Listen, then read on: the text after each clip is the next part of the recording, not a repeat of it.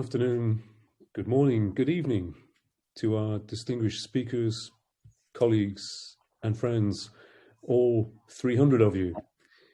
It gives me very real pleasure to open this important global seminar, Good Practices in Sovereign Debt Borrowing. It aligns with the core strategic themes of the Queen Mary Global Policy Institute in rights, inclusion and diversity, and resilience and sustainability. It could not be, in my view, more timely. This seminar, held under the auspices of the Queen Mary Global Policy Institute and the Institute for Global Law, Economics and Finance, brings together some of the world's finest minds in the field. We are joined by a panel of rare eminence who grace us with their presence. Barry Eichengreen is the George C. Pardee and Helen N. Pardee Professor of Economics and Professor of Political Science at University of California, Berkeley. He is a Research Associate of the National Bureau of Economic Research and Research Fellow of the Center for Economic Policy Research and Fellow of the American Academy of Arts and Sciences. Anne Krieger is a former World Bank Chief Economist and former First Deputy Managing Director of the IMF. She is Senior Research Professor of International Economics at Johns Hopkins University School of Advanced International Studies and Senior Fellow at the Center for International Development at Stanford University. Jude Moore is a Senior Policy Fellow at the Center for Global Development. He previously served as Liberia's Minister for Public Works from 2014 to 2018. Prior to that role, he served as Deputy Chief of Staff to President Ellen Johnson Sirleaf and was head of the President's Delivery Unit. Rodrigo Olivares Caminal is Professor of Banking and Finance Law at the Center for Commercial Law Studies, CCLS, here at Queen Mary University of London. He has acted as a sovereign debt expert for UNCTAD, senior insolvency expert for the World Bank and IFC, and as a consultant to several multilateral institutions, central banks and sovereign states, and with commercial practice. Paola Subacchi is the former Director of International Economics Research at Chatham House. She's an expert on the functioning and governance of the international financial and monetary systems and advises governments, international organizations, non-profits and corporations. She has extensive experience as a media commentator and is the inaugural chair of the Queen Mary Global Policy Institute. I extend a very warm welcome to all of our speakers. The world of contagion, whether it's zoonotic or financial or political or technological, has hammered home an obvious but simple message. We are all interconnected. Asymmetries, exclusions, and perhaps of more direct relevance today, endless debt are causing terrible damage. The hour for transparency and sustainability in sovereign debt is upon us. And I, for one, hope we can rise to the legal, financial, and ethical challenge of our age. With that, ladies and gentlemen, it gives me pleasure to hand over to your chair, Paola Subacchi. Thank you. Thank you, Colin. Thank you, Professor Grant, and welcome to everyone. And good afternoon, good morning, and good evening. I know we have participants calling in and logging in from Asia. I know it's very late for you, and we are delighted to have you with us today. This is actually the inaugural event of a project which is called the Good Practice in Sovereign Borrowing. Then Professor Caminal and myself are actually leading here at the Queen Mary University of London. And so we are delighted to have this distinguished panel with us today to start to think about, to help us to think about these themes. It's a big box, as Professor Grant says, that is very important. It affects the life of many people and many countries. And so it is something that needs to be discussed, and particularly now, and particularly at the international level. So it's an opportunity for us to bring some of these themes and topics together and discuss it with this very distinguished panel. I tell you what we're going to do today. So we have limited time because, again, we do not want to exceed our video time. And so we have an hour and a half. We'll close promptly at 5:30 GMT here in London, and whatever is the time in your part of the world. We'll try to use this time as at the best, in the best possible way. So we'll have first of all, we have a panel discussion, and you know already the panelists because Professor Grant already introduced them. And we will have afterwards a Q&A. And so your questions are very welcome. You can use the various functions that the Zoom platform allowed us to use. You can raise hand, you can send a message with the chat function. Feel free to intervene. Our team behind the scene will collect the questions, and then we will be they will put forwards to the panelists. There is also the possibility to ask the so-called two fingers question. So something very urgent you want to raise with our panelists during the first half of this event. So feel free to do it. Raise your hand and ask this question, but it has to be very relevant to the discussion. Otherwise, please wait until the Q&A. What else we do today, and which are the other rules of the game? I would say we try to focus on good practice, and the stress we want to emphasize is the ex-ante good practice. What needs to be done in order to make that sustainable? So for countries that incur into debt, how do they do it in a sustainable and transparent and accountable way? And so which are these good practices ex ante, rather than looking at the ex post when countries get into trouble, get into the default mode, or they need to restructure your debt. That doesn't mean we don't need to look at the situation that some countries are or have been, but we like to avoid to get too much involved in this discussion. So we want to really focus on good practices. That's what we like to get out of today. So again, there are lots of way of looking at this good practice. Without any further ado, I like to really turn to the panelists and start with a few sort of overview of where we are. So we know we are debt is increasing. We have the data, the figures, the situation, the health emergency that countries have experienced and are still experiencing has resulted in more public spending and more debt to face the emergency. So we see, and again, depends on the situation of each country, but we see that overall the debt is on the increase. So I would like to start with Barry Akerby and ask Barry how the situation today is different, or is any different for what we had in the past. We read about today we are almost in a war economy kind of situation. What can we learn from the past, and which are the parallels we can draw?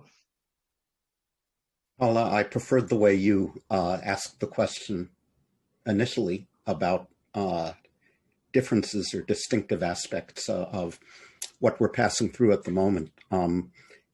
Given what I do, I regularly get asked questions about historical parallels, and they started again last March, comparisons with the Great Depression and so forth. And my answer was and remains, the episodes do not compare. What we're living through now is different and distinctive in general, and as it applies to the debt problems of developing countries in particular. So the 1930s debt problems revolved around the collapse of trade, which is not the problem at the moment. In the 1980s, debt was debt to the banks, which is easier to restructure than bonded debt, fewer players, more leverage for the regulators to either expedite or delay the process. The Brady Plan is not a good comparison, the Brady Plan starting in 1989, because that again was restructuring bank debt primarily, and it's not a terribly encouraging parallel because it began only 7 years after the onset of that debt crisis.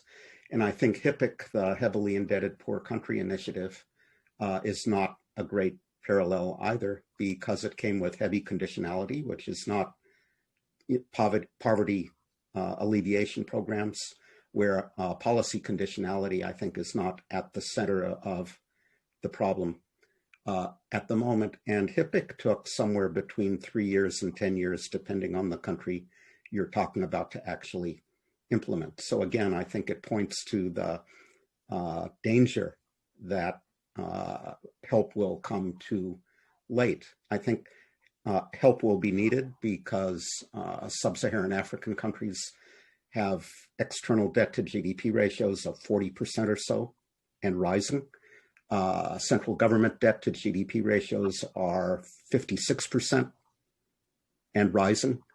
The DSSI, the one program in place at the moment, deferral of interest payments ranges from 0.1% to 1% of GDP. So it's a drop in the bucket. And I think the hand waving about private sector involvement, comparable treatment by private investors, remains at the moment hand waving. So I have some thoughts about good ex-ante practices as well, but they really don't flow, Paula, from your question about history and historical parallels. I agree on the importance of transparency. I would flag the issue of contingent liabilities and implicit guarantees, which I'm sure will come up. I'm a big believer in single limb collective action clauses, for which I've been arguing since like 1996.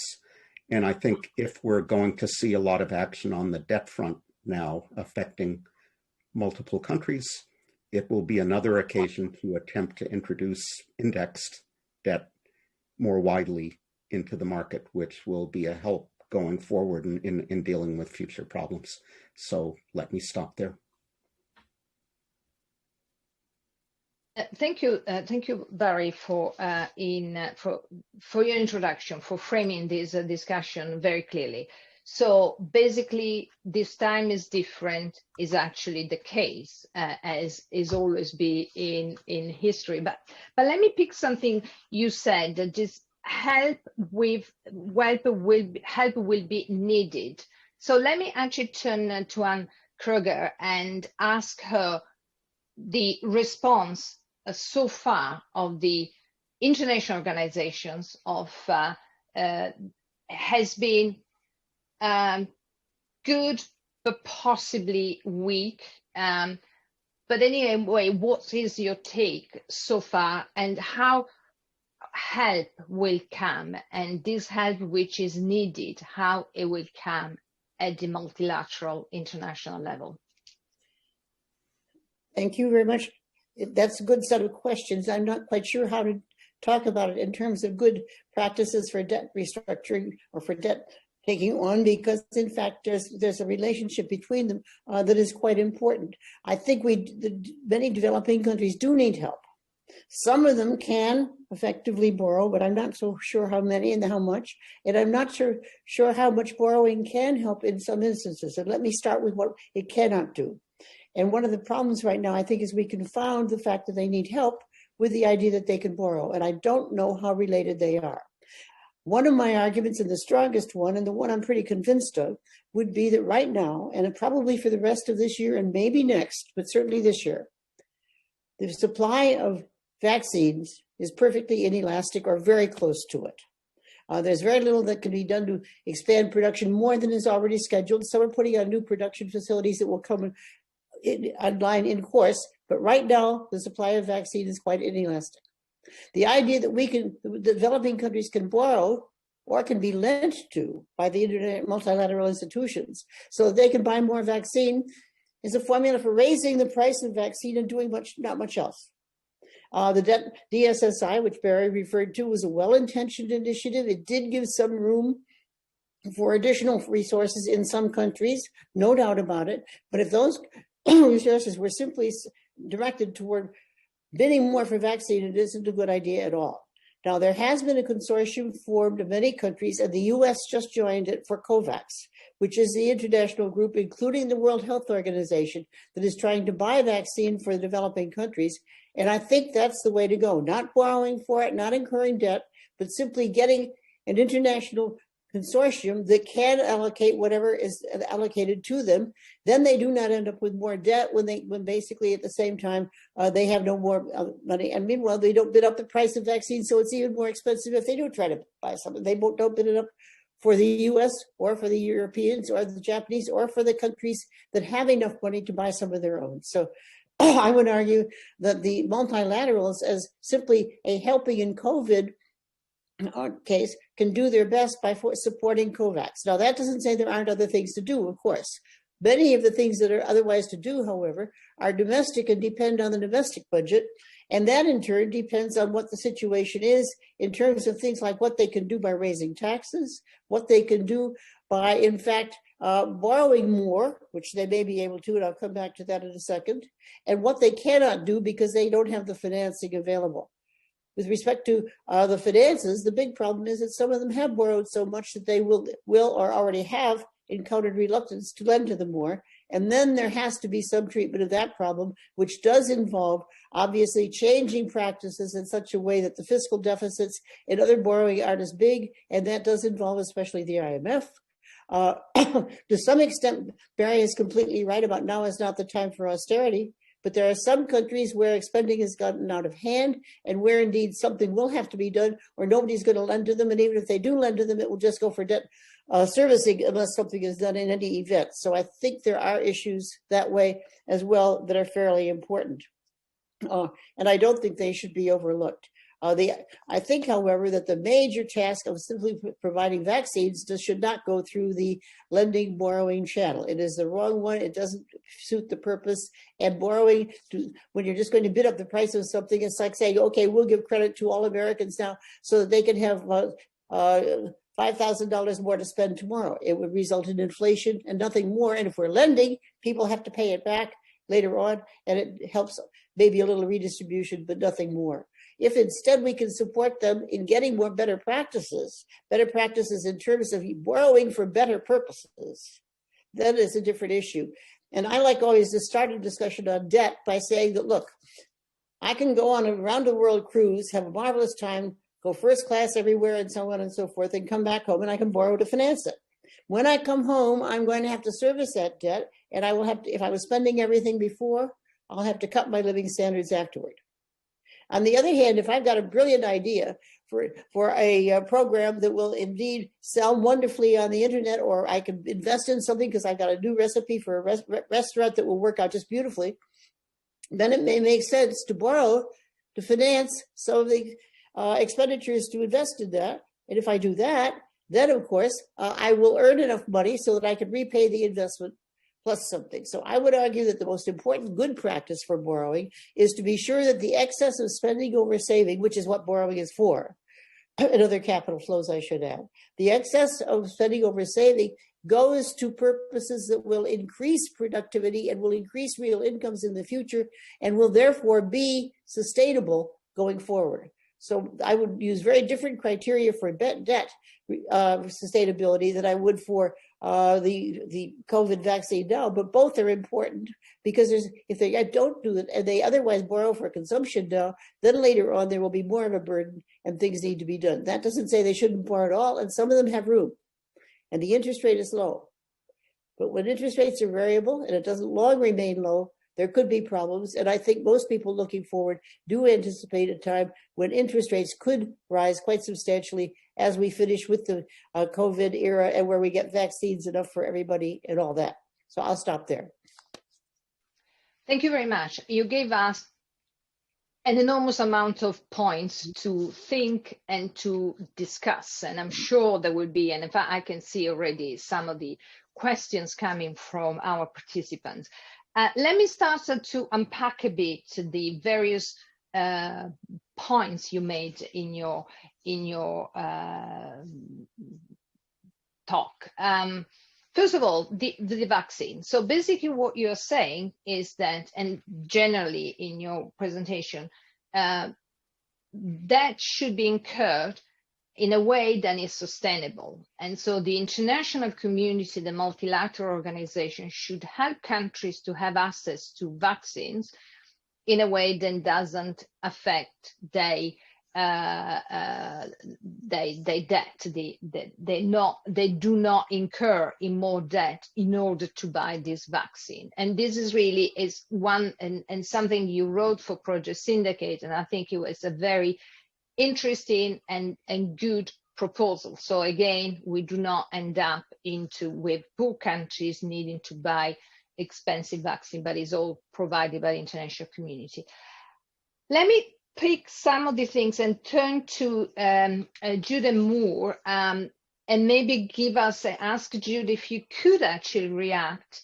I know you have also your points to make, but you could react to Anne's view and proposal on the vaccines. And again, in this phase, the supply given to low-income countries in order to help them to face the emergency.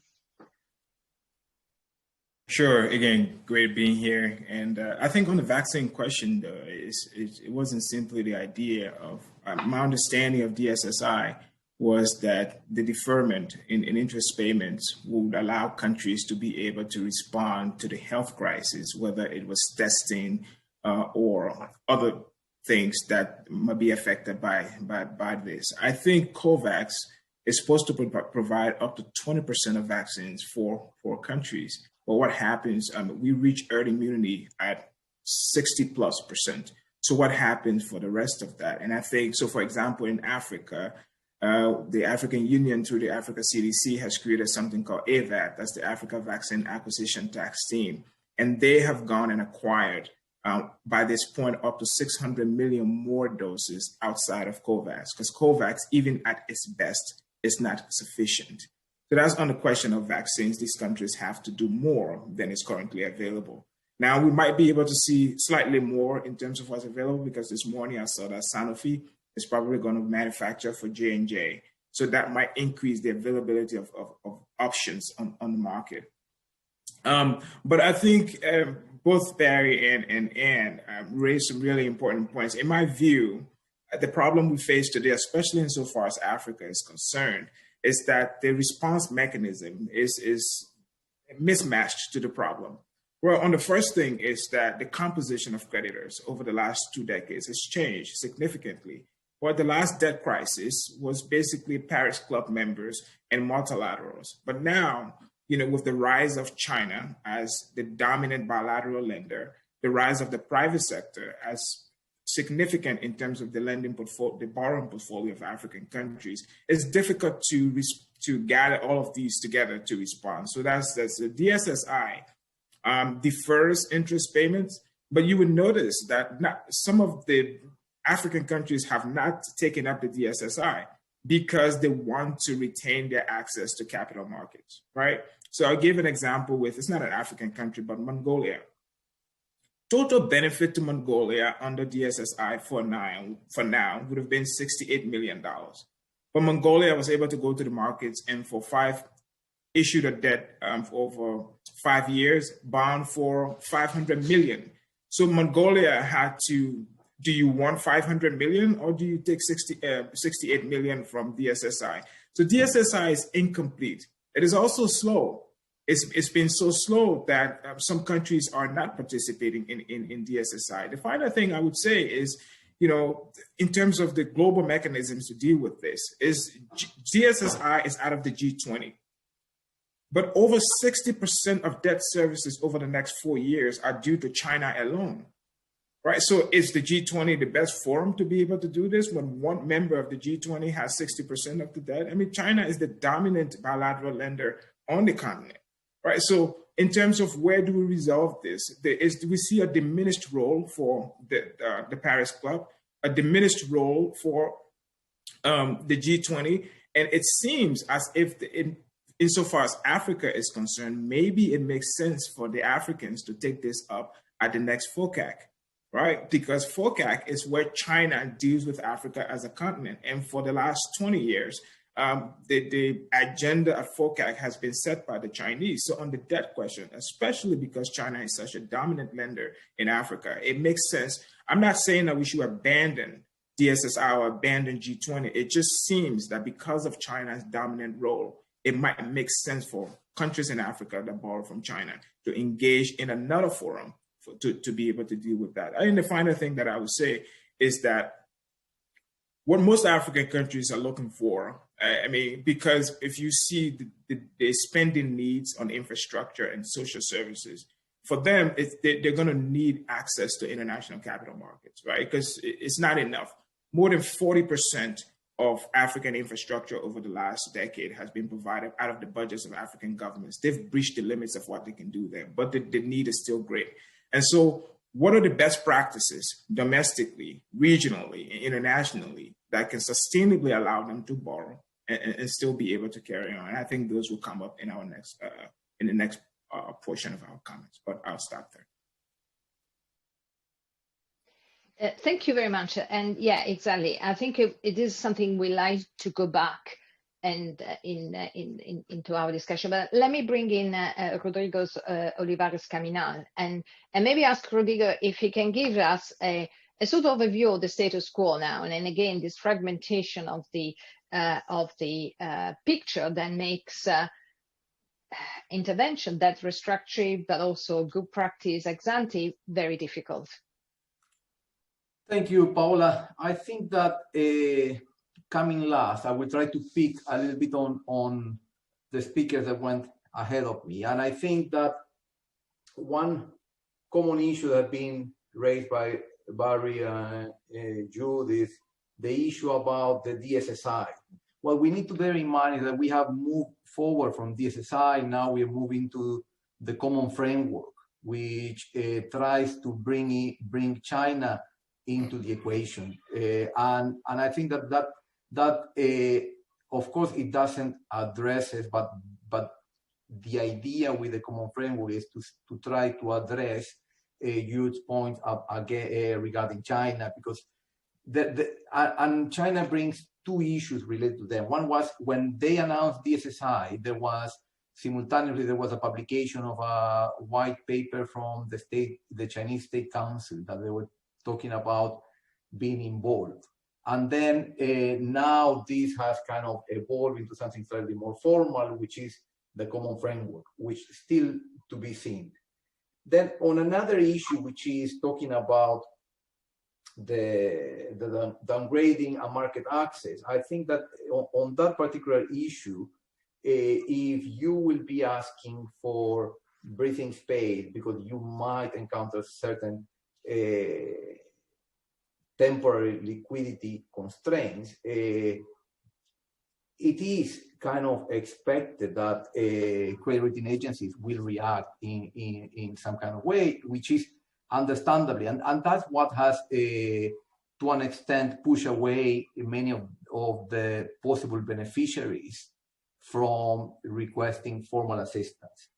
The other issue that we need to consider, and on this one, I will divert from the position taken by Barry, which I think that I'm not sure that we are living a situation which is that different from previous scenarios, because we are facing with countries that are facing financial difficulties.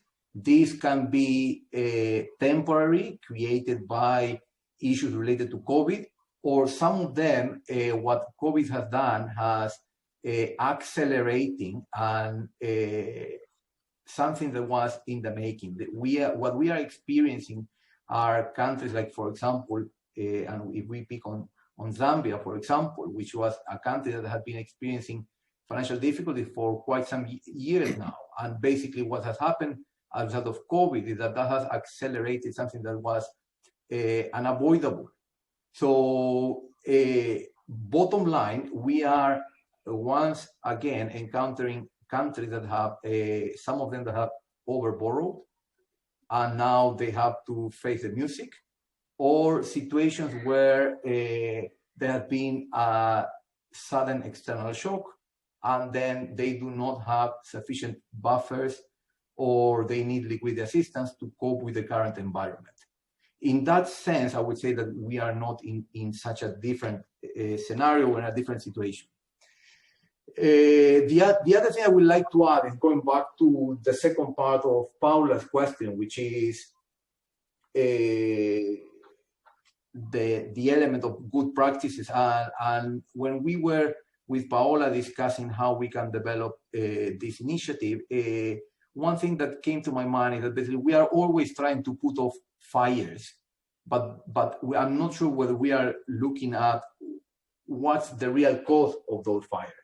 And that's why we were discussing, and that the focus should be on looking at ex ante causes rather than how to resolve the problem once it's generated. Because basically, if you have a tap open and it's overflowing, basically you can try to get another recipient to try to catch some of the water, but it would be better just to close the tap from the outset, and then you will not reach that situation. And that's where we are putting the focus on the ex ante.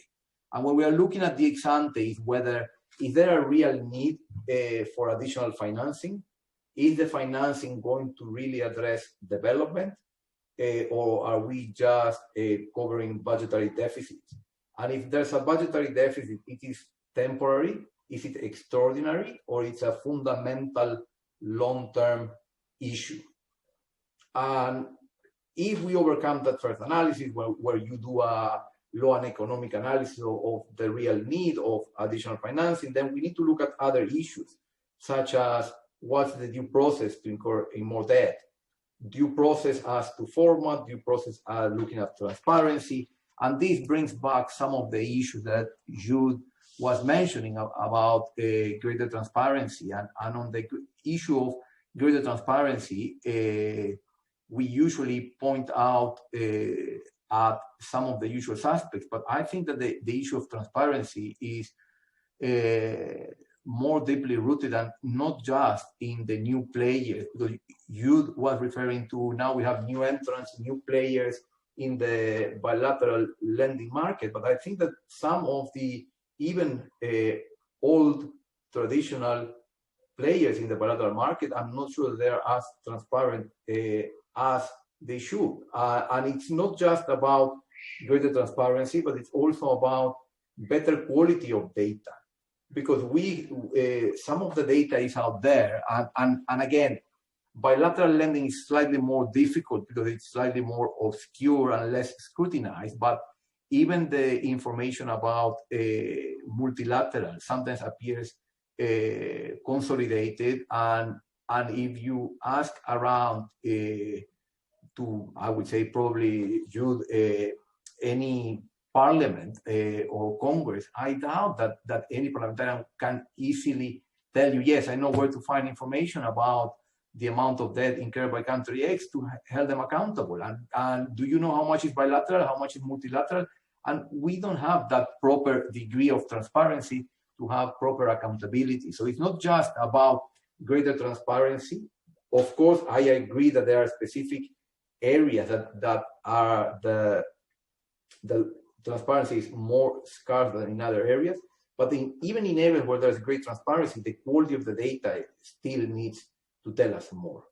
And I think that Paola, probably I will park it there, and then probably we can revisit any of these issues if needed. Thank you, Rodrigo. Yes, there are, again, a lot of things, a lot of ideas, a lot of very critical points. But let me go back to something that all of you mentioned and try to unpack is debt sustainability. And it's what Anne said, we need to make sure that debt is incurred and then will be paid back without possibly affecting the living standard of the country, of the person. Then again, that she said, if I go on a cruise and I borrow for that and I cannot pay back, that will eventually affect my living standards. Is covering, is the question asked by Rodrigo, is whether that borrowing is used to cover deficit, budget deficit, or it is used for development purposes. So again, make sure then, and the sustainability is in the future growth of the economy. Now, I'd like you to help to look at this dilemma. It is very easy, ex ante, to say, yes, we need to borrow in a sustainable way, but we know that is not always the case. And in particular, in the current situation, there are countries that have incurred into debt, knowing that they cannot pay back because they are already in a difficult financial situation, but they have no alternative, or there don't seem to be many alternatives. And the DSSI is just a patch on a difficult situation. So I turn to you. How can we actually implement good practice ex ante and help country to assess their financial needs in a sustainable way? In other words, borrowing in order to grow the economy and so being able to pay back the debt. So I don't know if any of you want to pick up this question. I would be better at responding in terms of what countries should not do. They should not point to borrowing for investment rather than consumption as the solution. There was something called the Lawson Doctrine, Nigel Lawson, when Chancellor in the UK, 1990 or so, said, don't worry about our external position. We're borrowing in order to invest, and therefore will grow and it'll work out. It didn't work out. Not all investment is equally productive. Do not take debt sustainability analyses too literally.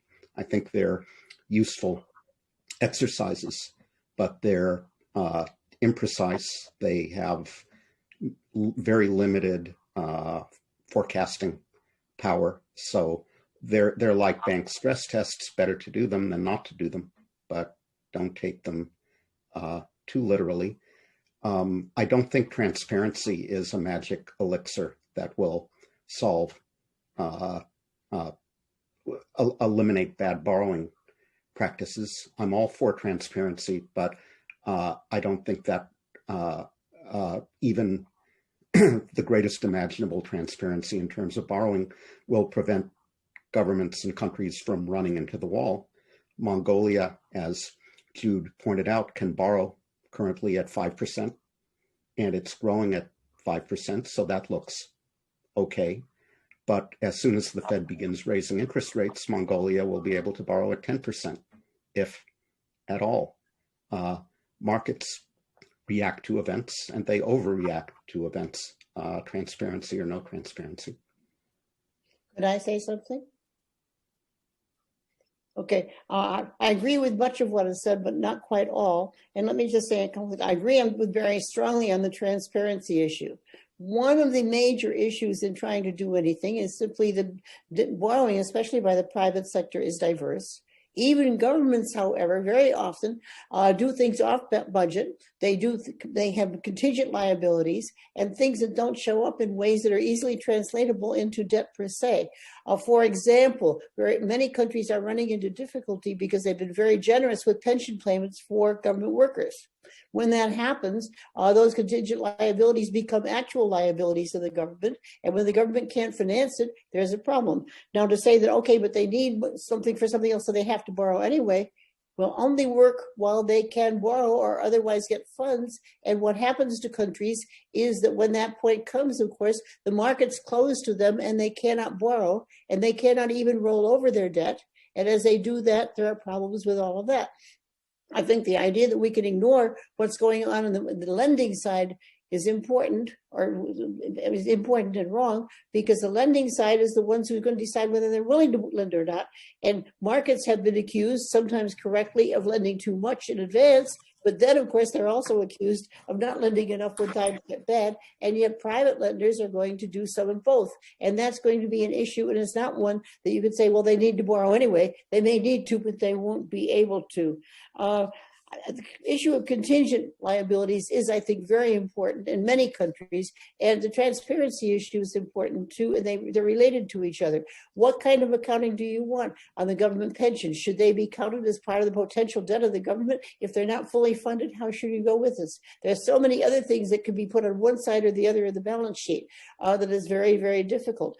I did some work 6 years ago, I guess, with one place where, in fact, what happened was that every year there was a balanced budget that was announced publicly and was submitted to the parliament. Insofar as expenditures exceeded that, they simply went into somebody's drawer and got paid the following year. So every year, the unpaid liabilities were increasing, but that never showed up on the books anywhere, not even to the prime minister in question, because, of course, individual departments were doing it and they did not have the budget under control. And so many of those things happen, that much as I think it's important to urge, and by the way, the IMF does urge to get the whole control of that and to get information on it, it's incredibly difficult. And it has become even more so now that we have multiple types of lenders, more countries that are not cooperating with each other, and I have in mind particularly China, who is not sharing information with the others, and that makes it very much harder to try and figure out what's going on, but that's going to continue to be the case, I think, and we may as well be realistic about it. We can get better, but we can't, I don't think, get good. Can I just add to that? I think there is a convergence here on the issue of the quality of the data and contingent liability. One of the things that we've noticed, especially in my part of the world and the continent, is significant amount of domestic debt, especially government is not paying vendors. That accumulates, right, over time. And so it might not show up in terms of the total debt stock, but it is. And eventually it precludes the ability for the government to do, and it has an impact on the local private sector also, because if the government's not paying them, it's going to have an effect on productivity. So I think in terms of the transparency question, that's true. So if we're going to talk about how we can avoid this and how to make this better, I want to look at just two quick things, and it's carrots and sticks. We need incentives. I think currently within, especially for African countries, so we've gone from one country with sovereign rating in the 1990s to 21 now with sovereign rating. So they're increasingly having access to international capital markets. And that access itself imposes a certain amount of discipline, right? So it's incentive enough because you get punished or rewarded by the quality of your governance, hopefully, from the lenders. But the second thing also, I think, so that should actually help with public financial management within countries. That's what countries can do, and they should do. We saw Mozambique, where $2 billion in debt was hidden. How is that even possible, right? So I think the quality of the data, the transparency is something on which we all agree. The second thing is, I think there ought to be some sort of restructuring of regional fiscal rules, right? So almost all of the regional economic communities in Africa have some sort of regional fiscal rules. The problem is they're non-binding and there are no sanctions for non-compliance. And so because of that, the quality of data coming out is going to affect, I think, most African policymakers, including finance ministers. We keep saying this thing, that there's a premium, there's an African premium. That African premium is sort of like a prejudice premium against African sovereigns when they borrow. Well, a part of that is because of the quality of data that we get. And we have things happening in the region where a country can hide 2 billion, then it creates an impression that this might be more widespread than we're seeing, and this is only what we're seeing. So I think regionally, if we want to do something about the African premium, then we should be able to have these regional fiscal rules that are enforceable and that we can be able to improve the quality of the data. I think then at the international level, we still haven't resolved the question of how do we resolve sovereign credit issues, right? I mean, that's what's happening right now, and it keeps coming up. It's going to happen again. So I think that at the state level, at the national level, at the regional level, and the regional level is only made more powerful if the regional rules are reflected in the national laws, and then at the international level in terms of how we resolve clear, knowable, and known rules of how sovereign credit issues are resolved at the international level. I think those are ways that we can be able to structure this going forward. Rodrigo, would you like to ask anything here? Very, very briefly, because I'm conscious about the time, and I think that we need to give space for the questions from the audience. But I think that on the issue of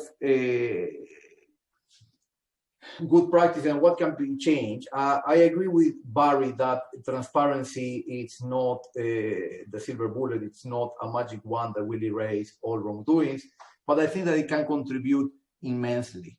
I think that the key issue here, and I think that Jude has touched upon it, is accountability.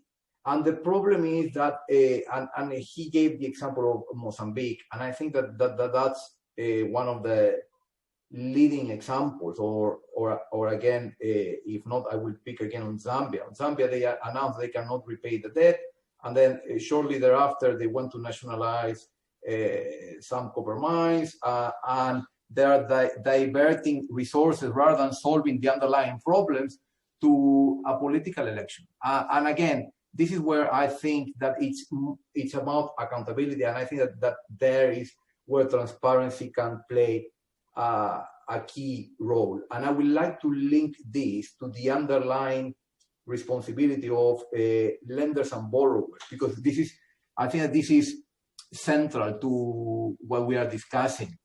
Lenders, what they are trying to do is they're trying to obtain a return on a financial transaction. What we need to bear in mind is that borrowers, they have a fiduciary duty towards its citizens, towards its population. And this is something that where we need to bear in mind that there's a different level of the bar of accountability of both parties. And that's why we want to put the onus, we want to put greater emphasis on what are the good practices to be able to assist in avoiding the incurrence of unnecessary debts. And that's where I will link this to issues such as transparency, accountability, due process, etc. But I think that, Paola, I think that probably to be able to have a greater degree of interaction with the audience, I think that probably I will just leave it there.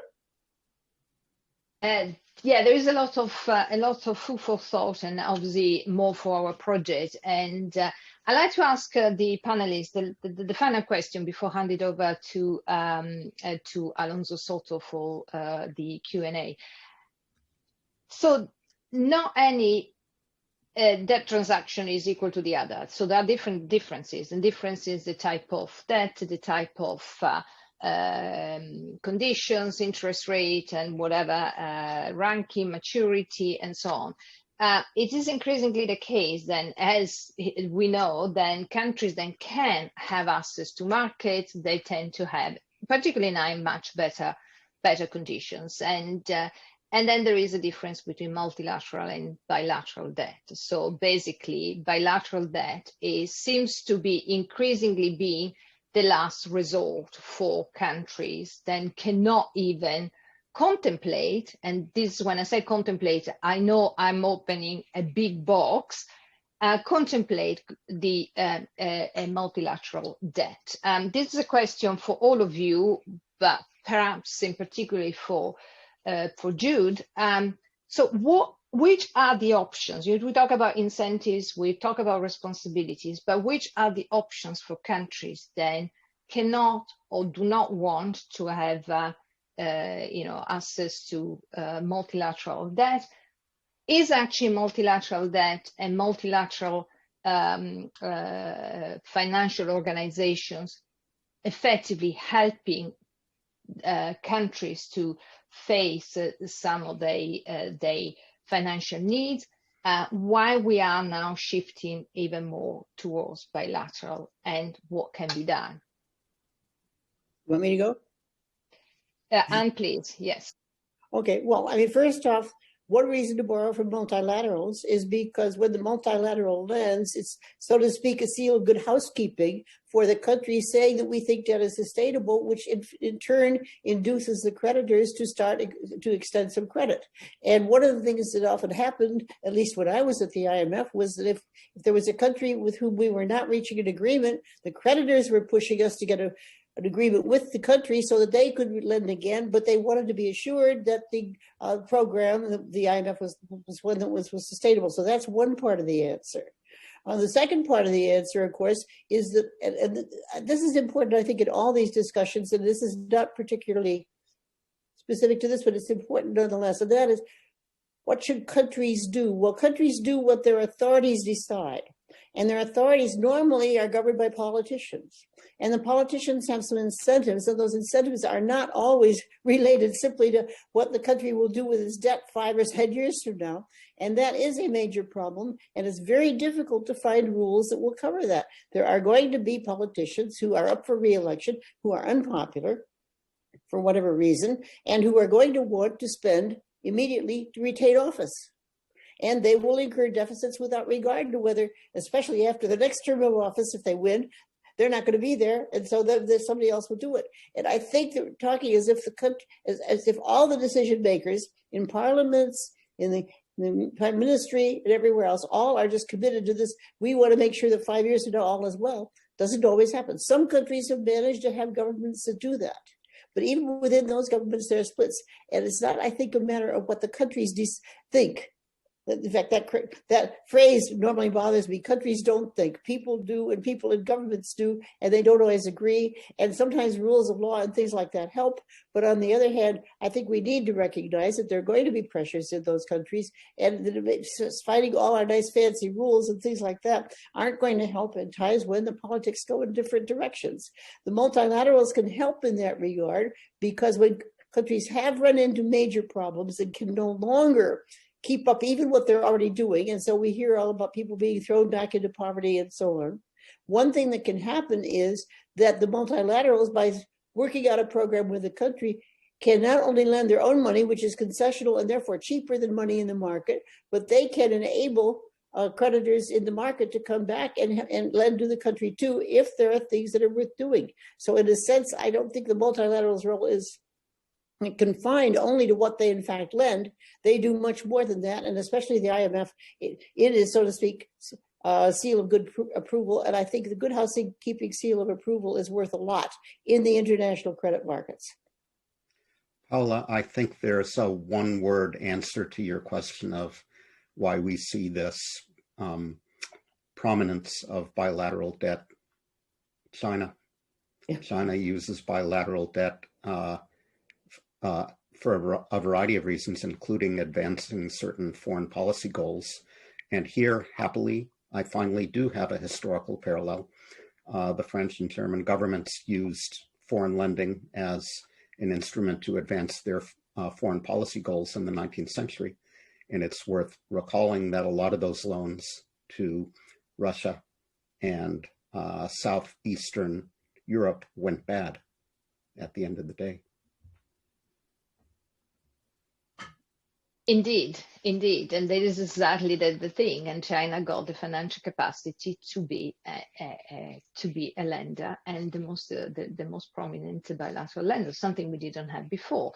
I think if the sorry, yeah. Paula, but then you need to ask yourself why there's this vacuum there that someone is occupying that space, and then most likely what we will see is probably, as we see in the past. And we are witnessing that growing and growing, the unsustainability of that amount of debt, which is easily borrowed. And I know that it can be seen as part of the strategy to take greater control of certain key industries. But what we need to bear in mind is that I see that there's a big space that has been left empty and it has been taken over. I suggest that we turn to Jude. You can probably have the last word in this. Sure. I was just going to add, and then we turn it to Alonso. Absolutely. I think Rodrigo's point is pertinent here. in spite of all of the lending, for example, in Africa that the Chinese have done, the continent still faces an infrastructure deficit that's somewhere between $68 to $108 billion per year, right? So China's rise and China's ability to fill in this vacuum speaks to an absence of the inadequacy of the financing mechanism that we have in development finance now, especially for the needs of lower income countries. And so I think this is China's presence in as much as it is a pursuit of their own foreign policy initiatives has met a need that is still unmet in a market like Africa. And I think that's worth being pointed out. But if I could add just one thing, I don't disagree with you about the need, but it seems to me there's a big problem when countries do hit the boundary where they cannot access markets anymore, as has happened, for example, in Zambia. And the problem is very simple, that it's very difficult for other countries to support even the IMF in a program when the creditors could legitimately say, hey, look, if you're going to do something to lend money now, all that's going to do is to repay China because China is not giving you relief on debt service the way we are. And that's going to make it more difficult for other countries to get debt restructuring when they need to get it. And sometimes for no fault of their own, for example, a price of a major commodity or something, it happens. But if the debt is to China and the creditors see them being fully repaid, boy, they can raise a stink in the congresses and the parliaments of the developed countries. Thank you very much. I think this panel has proved exactly as challenging and interesting as we were expecting. And we got so much questions open and challenges that then I think it will keep us occupied for the next few years. But I'm sure that our participants, and I can see the numbers of questions appearing on our screens, will have even more challenging questions. So I quickly turn to Alonso Soto, a journalist from Bloomberg. And Alonso, over to you for moderating this debate. If you can pick up as many questions as possible and satisfy our participants' interest. Thank you very much, Professor. I appreciate it. I appreciate all the panelists in here. I also appreciate a lot of participants. I see 158 participants right now. There's a lot of questions. And I just want to make this as conversational, as dynamic as possible. So I ask the panelists to, give me short answers if possible. I'm going to start with a few questions on my own, but then I will try to also to ask some of the questions that are being put forward in here in the Q&A. I cover economics in Africa. I cover economics in Nigeria. And for me, it's very clear to see the consequences of the pandemic. It's very interesting to see how some officials in some of these countries, mostly in West Africa, are concerned with what's happening, and you see the fiscal buffers sort of depleting and how they're rethinking finances. So the first question I wanted to ask it to Professor Eichengreen. There's a lot of questions right now about the responsibility that private creditors have in pushing governments to improve sovereign debt governance. I wanted to ask you specifically in this next phase of the DSSI, which is the common framework, if you believe that, we're likely to see a success in bringing private creditors into the table and see private creditor participation. And can we actually use that to increase transparency? Can we use that to improve practices? My heart says yes, my head says no. I still regard outsourcing the problem of private debts to the Institute of International Finance as putting the fox in charge of the henhouse. I think going back to where we started, there are some ex-ante things that can be done to make private creditors more of a constructive force, which range from collective action clauses mentioned before, indexed debt mentioned before, state contingent debt, to put it in different terms. I think making transparency plays a role, as we said, making debt negotiations more encompassing or inclusive. But now we're approaching the stage where we have an inherited stock of debt governed by an inherited set of contracts, and laws, and they're not entirely up to the task. Anne and I are both experiencing a deja vu all over again moment when we talk about these issues. There are precedents such as the United Nations Security Council's Resolution 1483, which shielded Iraq from private creditors going after its assets following the 2002-2003 war. There's the possibility of a Biden administration issuing an executive order that would affect the rulings of the Court of the Southern District for New York, where a lot of these things are adjudicated. But I'm not holding my breath over any of those things happening. I think we're in for another difficult set of negotiations when these sustainability problems really hit. Very good. A quick follow-up for Professor Krieger, if you don't mind. This, you all mentioned China in here as the big player. Really, things have changed quite a bit over the last 20 years. But I actually have found it quite difficult to find information from some Western organizations or Western financial institutions. I'm talking here specifically about the Paris Club. You know, I'm trying to find the 2014 agreement with Argentina and the Paris Club, and I'm not able to get it. It's actually quite hard. So I'm wondering, you know, should this push for greater transparency also include some of these Western institutions? How to do that? That's a good question and a difficult one. The reason it's difficult is because the IMF and the Paris Club get information, in part because the country that's giving the information knows that it won't be passed on. And if indeed it's going to become public, they will be less likely to be willing to grant it at exactly the point when it's most needed.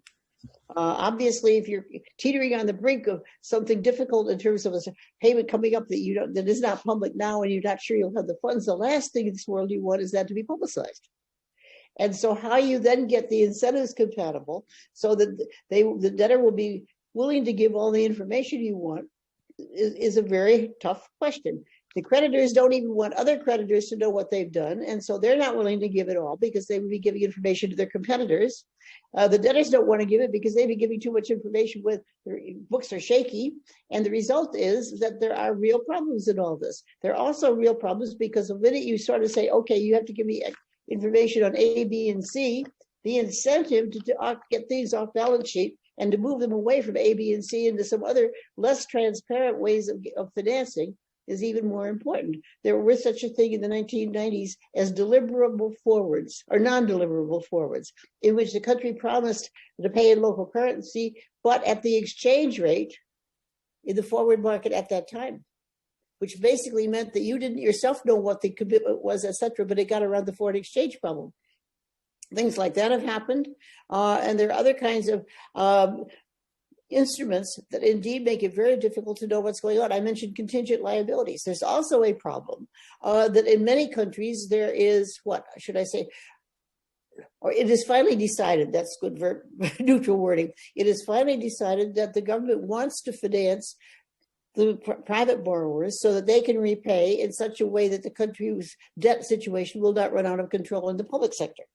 But in that case, you really, if you wanted the full information, you'd want to know what the debt on the books of each of these private sector companies are. And some of them are very large and don't want to give you that. And I have in mind the Mexican case, to give a quick example, and then I'll shut up. In the 1980s, when Mexico was in difficulty, one of the things that happened was that the Mexicans the government forbade short-term borrowing because they thought that short-term borrowing was much of their difficulty. Well, what happened was that a businessman who shall remain nameless, but a CEO of a large company, went to New York. And he said, here's some bonds of mine. I want to sell those bonds to you for a year, and then I'll buy them back from you. So what was it? It was a bond transaction. And so basically a capital account, in came the bonds, or out went the bonds. And so there was no impact in terms of anything on the debt statistics that were reported. And yet there was something had shifted from the private sector then to a year later, a foreign exchange obligation. in a way that wasn't immediately apparent. And so many of those types of transactions are possible. And I think it's ridiculous, of me at least, maybe somebody else is more imaginative, to even try to think of something that would block all foreign exchange liabilities and assets on the books in ways that was not transparent, unless, of course, you had such complete capital controls as a country like South Korea or North Korea, and even North Korea has problems because there are lots of off-book transactions. So what's the incentive for China to open up then? And I want to open up this for everybody else. Well, why we haven't seen really a lot of these we have seen some data in the World Bank being released by by China, but we really haven't seen some of the disclosure in the contracts in places like Kenya and Nigeria, and that's creating problems with some of those local communities. So I'm wondering, what's the incentive for China here? I mean, we've already seen that have an impact, right, on the Zambian situation, because Zambia went to a group of private creditors and asked for a deferment, but the private creditors wanted to know what agreement Zambia had with the Chinese, and the Zambian government requested the private creditors to sign a non-disclosure agreement so that they wouldn't be able to speak about what they told them, and the private creditors just wouldn't. And so we had this situation where China insists on, instead of operating within the multilateral framework, decided to do bilateral negotiations. And so the private sector, private creditors refused the deferment for Zambia, and Zambia defaulted. On the question here is like I think one of the ways that we can be able to do this, and again, this is more hope than anything, is that the creditors band together and sort of have a certain number of demands, right? So what we have right now is that there is a possibility that it might take us a decade, as it did with HIPIC, to be able to resolve this. Well, that's really messy. And in the process, the earlier we do it, the better it is for everyone involved. The longer it takes, the messier it is, and the worse it is for people. But most of the private creditors actually believe that if they hold on just a little bit more, they might be able to get better outcomes out of this than before. So it goes back to my question about the mismatch between the mechanisms that we're using to resolve this and the problems as they exist, especially with the increasing complexity of the composition of creditors. So I think there's some sort of role here for the debtor countries to be able to, at the very least, push this, whether it's at the IMF, and I agree with Barry that maybe the IMF is not the facility to be able to process this. Maybe this is something that occurs at the IMF or at the World Bank. But the debtor countries will have to make concessions, and those concessions will have to be in their public financial governance. So how we do that, is this the time to do that? I'm not sure. But I think at this point, individual debtor countries are too weak. They don't have as much leverage to be able to change the rules. I think a coming together of the debtor countries through an international forum, say like the IMF or the World Bank, might be able to shift the rules. But the focus on China and China's inability to provide information makes it seem as if this is an exclusive Chinese problem, and it isn't. Alonso, if I may cut in on this conversation, because I don't think it's a matter of ganging up of the weakest. I think that it's a matter of leading by example, really, and we see some important cases in Africa of countries that have graduated and are becoming sovereign that can regularly access the capital market. So I think that rather than doing a race to the bottom, I think that basically it should be on the contrary. I think that basically we need to try to overcome our difficulties. And I think that, Alonso, you have pointed on a key aspect. And I think that basically we have diverted slightly from that question, which is, what are the incentives for China if we preach something that we don't practice? Why we need to point fingers at someone else and we don't start by leading by example? And I think that, Alonso, that's a key issue here that we are discussing, and I think that's very relevant.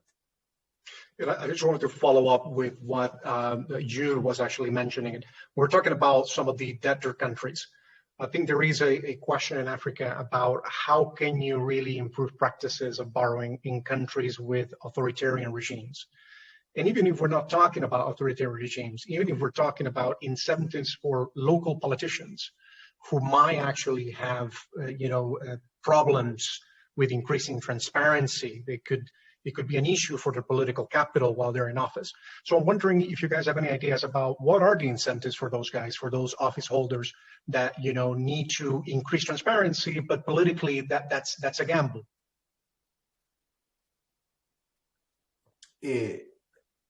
There seems to be a silence. I'm happy to step in and address the question, but Alonso, that goes back to accountability. And again, you're going to tell me, yes, but how are you going to have accountability in a non-democratic regime? But I think that, Alonso, here what we're discussing is a chicken and egg thing, and basically I think that we can draw a similar parallelism with what's going on at the moment in Venezuela. And I think that the issue here is that you have a country that will soon be out of the capital markets, then it soon be out of the financial markets altogether. I know that you will probably find some bilateral lenders that might be willing to step in, but then you will have issues as to the repayment of the debt, whether there had been due process, what had been the use given to those funds. And this opens another issue, which has to do with aspects that are related to the fungibility of money. But I think that basically the underlying here, it's more about working on the prevention. And I think that we are moving the discourse towards the right direction. I mean, not just with transparency, but I mean at a greater level. With what we are seeing in Venezuela with the Asamblea Nacional, and what we are seeing in Mozambique after we discovered the 2 billion of hidden loans and the increase of transparency. So basically, I think that there is a change towards greater accountability, but I think that there's still a lot to be done at a DMO level, the management offices level. I think that there's still a lot to be done on, you pointed out, Alonso, with transparency and Paris Club vis-a-vis non-traditional bilateral lenders. Very good. And guys, what about capacity building? This is something I have encountered several times in Africa, where I talk to lawyers who actually have to go through mounds of paper in certain offices of those countries to find sovereign debt contracts, also DMOs that might not even understand some of the terms of the contracts. So I'm wondering on that theme, can financial institutions, international financial institutions, do more to build capacity? What do you guys think? I can tell you what happened when we tried to do it at the World Bank way back when, and that is that we did have training programs for people who were doing the debt statistics in their countries, and people came to the training program quite enthusiastically. And then they went back home and they did the debt work much better for a month or two, after which they did it so well they got promoted to something else. And being able to keep debt statistics is not, in most people's judgment, the most important thing for a civil servant to do. And most of the ones that we thought at that time were the most competent were the ones who got promoted out of the debt servicing statistics business the fastest. So there's a problem in that regard, that you can train people, but if those people just go on to something else, you can just train the stock of people who know about debt in the foreign ministry when they're dealing with something, in the finance ministry when they're dealing with something else, and when they're dealing, this is no excuse, and there does need to be training. And I believe the IMF, last I looked, also had training programs on debt statistics. This is not something that hasn't been done. Perhaps it hasn't been done well enough. Perhaps it hasn't been done on a large enough scale. I don't know. But to say that it's been successful in terms of treating individuals, I think it was when I saw it. Whether it's training and successful people who stay in debt servicing is another issue, and that's part of the problem. Alonso, for example, the African Legal Support Facility has been doing quite some efforts to cover this ground. And a year and a half ago, they published a booklet on how to understand sovereign debt and how to restructure sovereign debt. And on top of that, the African Legal Support Facility has an online training on sovereign debt issues, for example.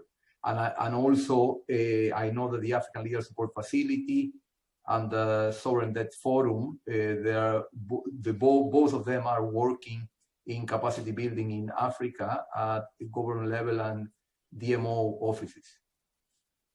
Very good. I think that it is growing, and I think that there's a great need for that. But again, I think that takes time in the building. Very good. I'm going to open it up. We got a couple of questions. This one was a question that we got right at the start during registration. This is from Marina Larianova. She's from the Russian Presidential Academy of National Economy and Public Administration. I think this is a question that is either for Professor Krieger or for Professor Eichengreen. What is your opinion on the new SDR's allocation for alleviating the debt burden of the DSSI eligible countries in other developing countries? And if I can just add, could you use an increase in IMF resources as leverage to improve governance?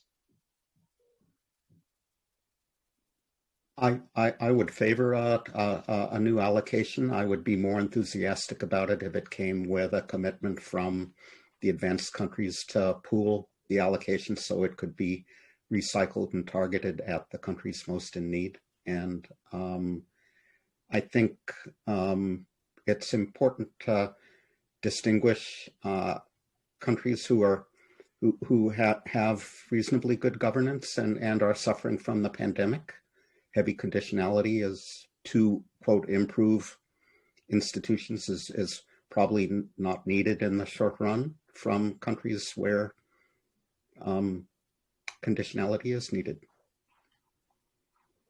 I would share the view on looking at conditionality in that way, no problem there. And countries that are, the big problem with SDR allocations, however, is that they are given in proportion to the countries, to a formula. Exactly. And the trouble with that Exactly. formula is that it doesn't have much to do with where the need is. And so even if you had the advanced countries doing the reallocation, it's not clear that it would go to those most in need. So I guess, like Barry, I think anything that will help is a good thing. But on the other hand, I don't think it gets to what I will call selective approach that would be better in terms of getting the help to where it's needed. Exactly. I would just add that, and just like Anne said, the proportional distribution is so stringent. And it means that, so for example, almost all of the countries in Africa, say if $500 billion were issued in SDRs, the countries in Africa would probably get around $30 billion. It's, really, really a drop in the bucket. So simply a reissuance of SDRs is not going to solve the problem, which goes back to Barry's recommendation in terms of pooling. If we can get that commitment from the rich countries, and I don't know if we're going to be able to get that commitment. So yeah, and every little bit helps, but I think it'll be really limited in terms of the impact it can have. Very good. I have another question here from Andrea Presbitero. I believe she's an academic from Johns Hopkins University. In terms of good practice, I'll be interested in the participants' view on contingent debt instruments. For instance, what about bonds with a floating grace period to allow for temporary shocks? What do you guys think? No reason why not if creditors want to do it. Alonso, I think that any financial innovation that can help and assist, and I think that Anne has hit the nail on the head. It's basically, as long as there's appetite for that, it should be greatly welcomed. There had been an initiative championed at some point by the Bank of England and the Central Bank of Canada about GDP-linked bonds, and also there are other initiatives like instruments with embedded clauses that you can take interest holidays. But all this needs to have a greater take, and it takes a lot of time into making that transition from the current debt instruments that we have into those that are more, let's put it between inverted commas, esoteric or with funky terms in them. And talking about funky terms in here, what in some of the controversies that we have seen in Africa in recent years, we see a lot of hidden debt. a lot of this is linked to, well, a lot of it not, but some of it is linked to resource-backed loans. We have seen that in Congo. I was wondering, what you guys think in terms of how to increase transparency and whether some of those loans that are being renegotiated now, if some of these countries should make them public, and how do you do so when some of these companies are private, some of them are traders? So I'm wondering what your opinion is. There is Transparency International's businesses done with a lot of the mining companies that seems to have done some good in some places, but it's also been abused some places. So I just don't know. I once had a conversation online with a Kenyan economist. It was about the SGR, and up to today, the terms of that loan and the documents still aren't public. And I was speaking with the Kenyan economist and asking if it were possible for a government to be committed for billions of dollars over the long term, and nobody actually seen, the public still hasn't seen it. And apparently it's possible in Kenya. In Liberia, it couldn't happen. So all of our laws, all of our debt has to pass the national legislature. It has to be passed into law as an act of the national legislature. And the way it works for legislation to become law, it has to be published into handbills and made public. So there's no way outside that process to be able to acquire loans, to be able to hide them. So I think something like that in a country that sort of ties the hands of the policymakers and make it almost impossible. Because the thing is, if you lend to the Liberian government and they didn't go through that process, subsequent government could actually dispute the legality of that law because there's an established process in law of how you establish debt. And so I think one of the ways that we can be able to do that is to have that reflected in the law so that both the lender and the creditor have an incentive to be able to do that. That's very interesting. But when it comes into the actual, I'm trying to get a sense in here of the history, and maybe Professor Eichengreen can help me with this, but in changing some of these laws and changing some of those practices, litigation like the one that we're seeing in Mozambique right now, with the case of hidden debt that includes local officials and Credit Suisse, are those kind of cases, emblematic cases? Can they send a positive precedent? Can they be good? Can they change things? I was wondering what you guys think. So I'm not familiar with the details of the Mozambique case, and I can't think of historical precedents for similar litigation with spillover effects to other markets. Alonso, I can step in because I'm more familiar with the case of Mozambique, and there's still ongoing litigation, and more than one at the moment in London. But I think that the reason why we are mainly discussing transparency now is as a result of what happened in Mozambique. The problem is if we are able to turn this into a successful story or not. And I think that basically now that duty rests on all of our shoulders, because as a result of Mozambique, now the debate is going. We have the set of principles published by IIF, then we have something similar for multilaterals, but now what we need to do is we need to capitalize on that. I published a paper where I was suggesting that on any new financing, you need to agree in advance a disclosure annex or a disclosure exhibit that you are going to have been pre-agreed at the moment of lending. But at the moment on bilateral lending, that's on a voluntary basis. And then, Alonso, as you were referring, you are struggling, you're having difficulty with Paris Club. I mean, G8 countries disclosing their arrangements with debtor countries. They are going to claim that this is a private agreement or that these are issues of national security, but a refinancing arrangement between a G8 country and Argentina, I personally disagree that has elements of national security. I think that's a duty owed to its taxpayers. Very good. Now I have a question here from somebody who knows a lot about China. but she knows also a lot of other things. This is from Professor Deborah Brottingham from Johns Hopkins, and this is a question for Anne Krieger. What chance is there that the time has now come to return to your proposal for a sovereign debt workout mechanism at the global level sponsored by the IMF? Well, the very quick answer is that even if one were now approved of in the sense of going through the IMF board, it would still need, to be ratified in individual countries' laws as a treaty, and that, of course, would take a long time. So nothing that is done or nothing that is decided on today, even if it could be, would be acted or become in effect as law for a good 5 or 6 years.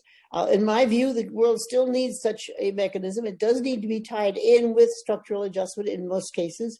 And indeed, I think maybe sometime it will come. But at the moment, the world is just not ready for it. And the debt situation keeps changing so fast that everybody's trying to solve yesterday's problems. Barry referred to the 1996 agreement that was for CACs, which are collective action clauses in sovereign debt borrowing agreements. Well, the group, the G10 that proposed it or endorsed it, basically in 1996, it was not in fact enacted in individual countries borrowing until about 2002 or 2003. I've forgotten which year, but one of those. And so at that time, of course, we didn't worry as much as we do now about the private creditors, but they became bigger in the next decade or so in terms of importance in the debt restructuring. And now, of course, we have the issue of China. So that every time we talk about something, the issue is to some extent changing, and that makes it a moving target. And between the people trying to catch up with what's happening, we're not getting far enough ahead to understand why, in fact, we need to have some centralized international forum that can dispassionately somehow deal with these issues.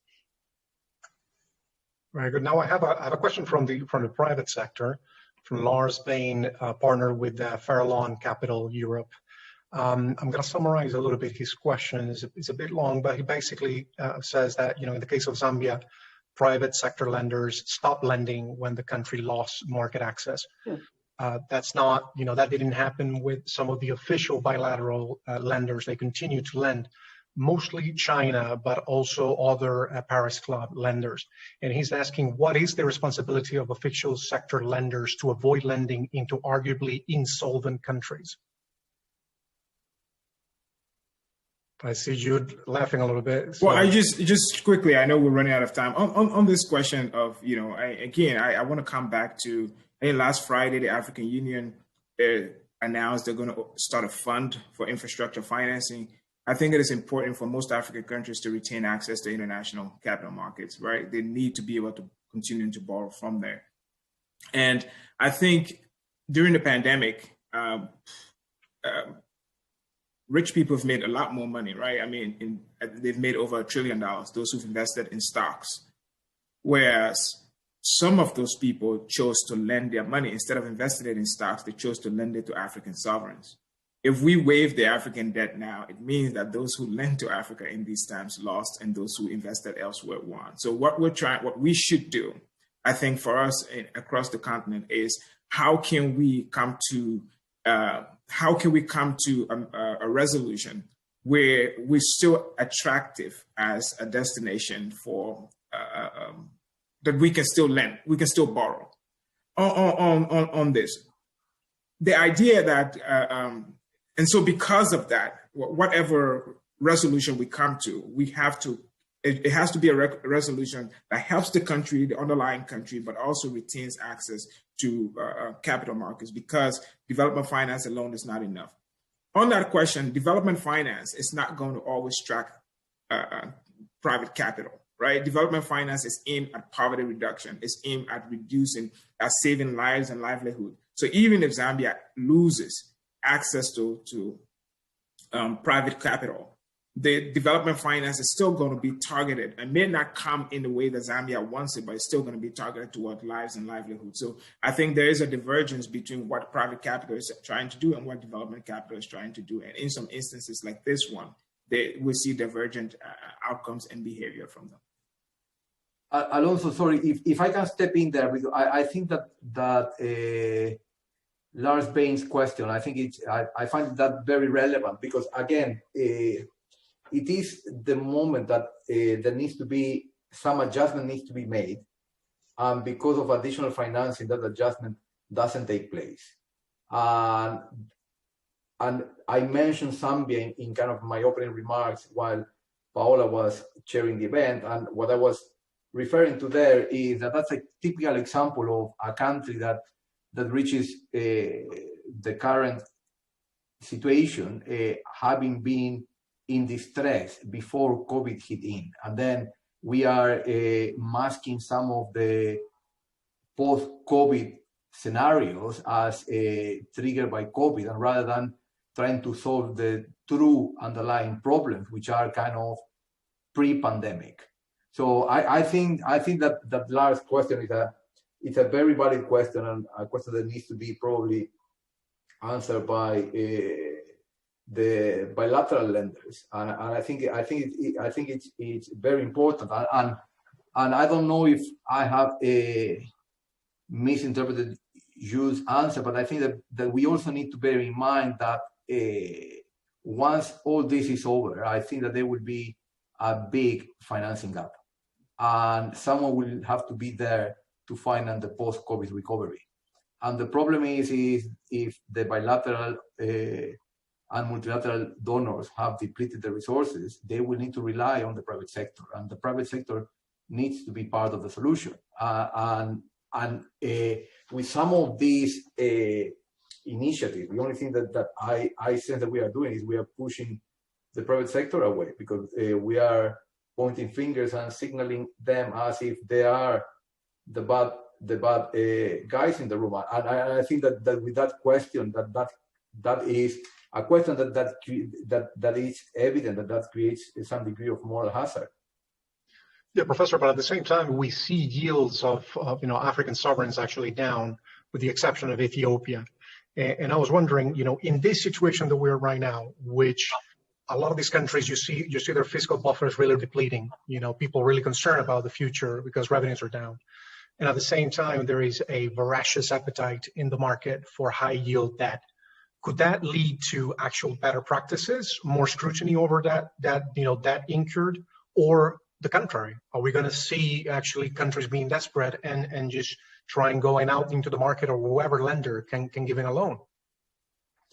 But Alonso, I think that we go back to what were kind of some of my opening statement, which is we need to make sure that there's proper degree of accountability. So what are you borrowing for? Do you really need the money? Are you just trying to avoid the unavoidable? And these are the fundamental questions that we need to answer.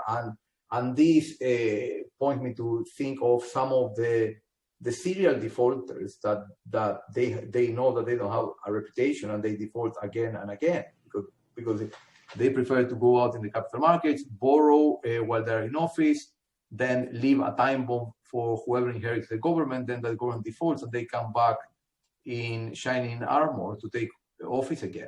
So this is what we need to bear in mind, Alonso, at least in my view, is that accountability is an important role. And the problem is that now, and that's why I share the view with Barry that transparency is not the magic solution, because now, as a result of what we saw, we are moving into transparency, and we're trying to solve the problem from Europe or New York, while the problem is one of accountability at each of the capitals.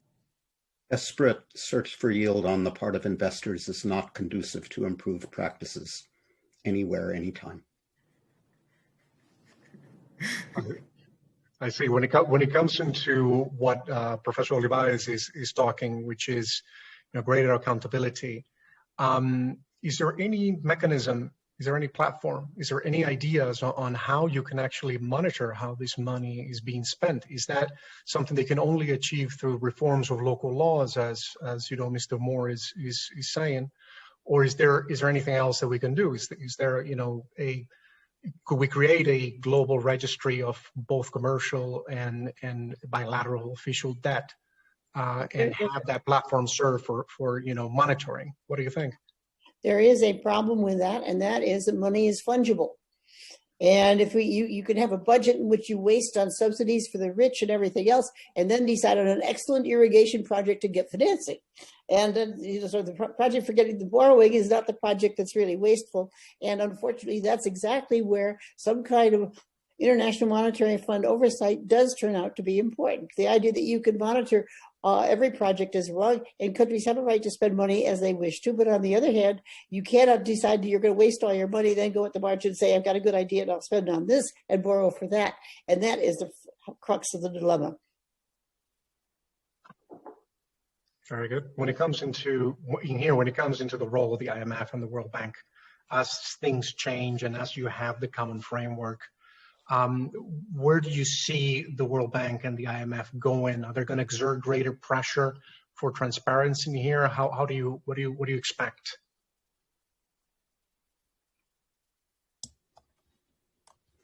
Well, this has been an emphasis of the two institutions for decades now, and rightly so. What more they can do, I'm not sure. Very good. I would just add that I think, for sovereigns that are coming back to the IMF and the World Bank, they're coming here because they're in a bind. And I think there has to be some sort of condition. You just can't, and there has to be some sort of condition in terms of changes in public financial management or some improvement in the governance. But I want to come back to the recommendation that I made before, that it's not enough that this pressure for better quality in terms of financial governance and better quality of data, that it simply comes from the international level. I think it has to come from regional, and hopefully we can be able to build constituency within countries too for that, especially if it is incorporated into domestic law. That's not going to solve this problem today, but since we're talking about ex ante and thinking about what happens in the future, because there is going to be another credit issue with sovereigns. So I think that's the way we can do it, so that it's coming from three pressure points and to be able to get that to work. Very good. Very good. Guys, also, we have a lot of questions in here, and I'm trying to see which one I can pick in here for you guys to answer. Okay, here's another question from Lars. I'm sorry, because this is the one that I see here. I do not understand Professor Krieger's answer. Does she argue that official sector lending should be less transparent than private? I argued that there are some kinds of information that the official sector can get on condition of confidentiality, and that if the official sector were required to reveal all information, it would get less. Very good. Now, this is something that we have seen concerning with that global debt relief push over the last 2 weeks. We have seen the downgrade of Ethiopia after it announced that it will participate on the common framework. Again, in here, there's always a lot of questions about the role of rating agencies. And I'm wondering what you guys think in terms of, are they really being integrated in this? Are they doing more harm than good in this, in this new phase?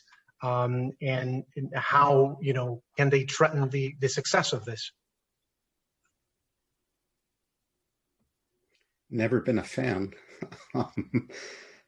I think that enlightened advanced country governments could remind the rating agencies of our collective effort to advance the greater good, and that the rating agencies get goodies from governments. Their ratings are used for regulatory purposes, among other things, so that they should be conscious of their social responsibilities.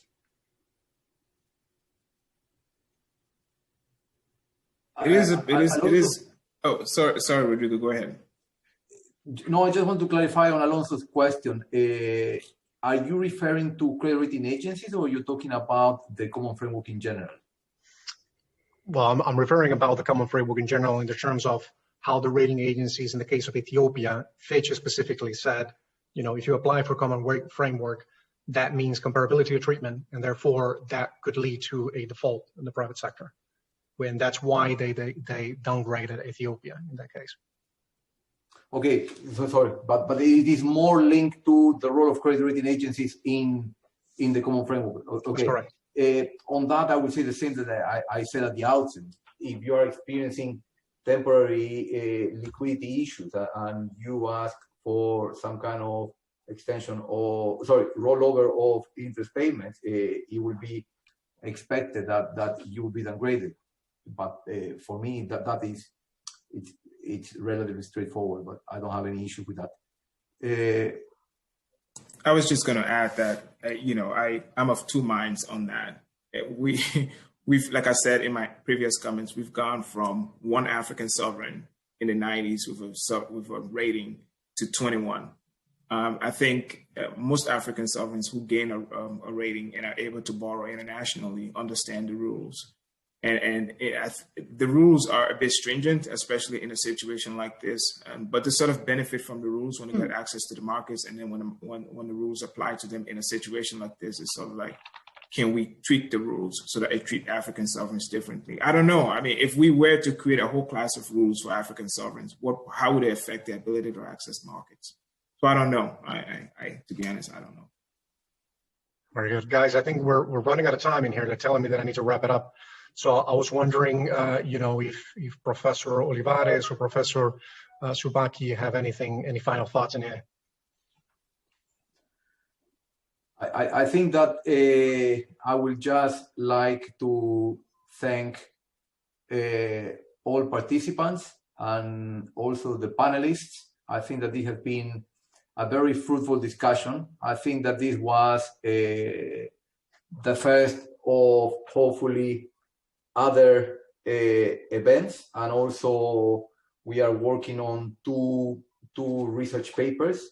One is more of a concept paper doing a mapping of the current status quo to identify what are the weaknesses and what are the good practices out there.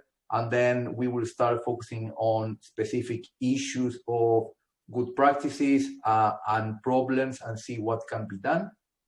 This is, as has been introduced from the outset, this is a joint initiative of two research centers within Queen Mary, University of London, and it is a multidisciplinary approach to where we are planning to do studies in law, in economics, in finance, in politics and social sciences. And we would like just to thank you very much for your support. I will kindly ask you to stay tuned as we will continue developing this initiative. We are in the process of building up the website for this project, which is the website that appears on the flyer and the website that you use for registration purposes. So we are also collaborating this, and we're doing this in collaboration with the Sovereign Debt Forum. And we are planning another event for the end of March. So we will let you know in due course. And just once more, thank you very much for your time, your attention, your contributions, and big thanks to all those that help us make this possible. Paula, I think that will hand over to you. Thank you. Not much to add because we are very late. Thank you very much to all of you. A splendid start for our project, and stay tuned. Thank you.